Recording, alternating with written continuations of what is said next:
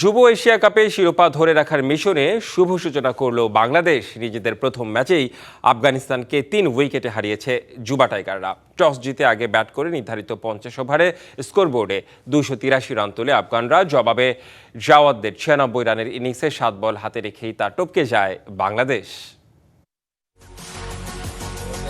উদ্বোধনী ম্যাচেই টাইগার যুবাদের সামনে 284 রানের বড় টার্গেট। এমন টার্গেটের বিপরীতেও বাংলাদেশের দুই ওপেনারের শুরু থেকেই প্রেসারলেস ব্যাটিং।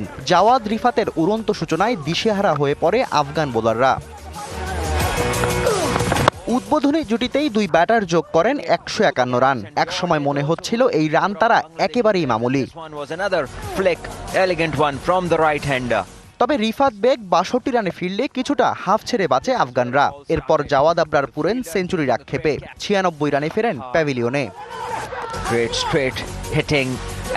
এরপর দলের হাল ধরেন অধিনায়ক আজিজুল হাকিম আর কালাম সিদ্দিকী।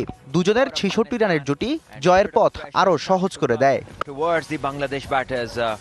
তবে হঠাৎই শুরু হয় টাইগারদের ছন্দপতন। কালাম আজিজুলের জুটি ভাঙার পর ম্যাচের শেষ দিকে আবার 2 রান আউট।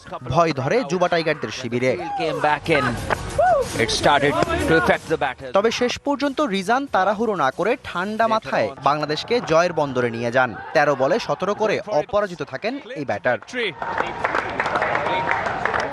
এর আগে টস দিতে ব্যাটিংয়ে নেমে সাদ ইসলামের ব্রেক থ্রোতে শুরুটা ভালো হয়নি আফগানদের। দ্বিতীয় উইকেটে ফয়সাল এবং ওসমান 66 রানের জুটি করে শুরুর ধাক্কা সামাল দেন।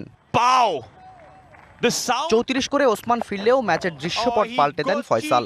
2 হালি 4 আর 1 হালি ছক্কায় খেলেন 103 রানের দুর্দান্ত এক ইনিংস। নিয়াজিকে নিয়ে করেন 93 রানের জুটি।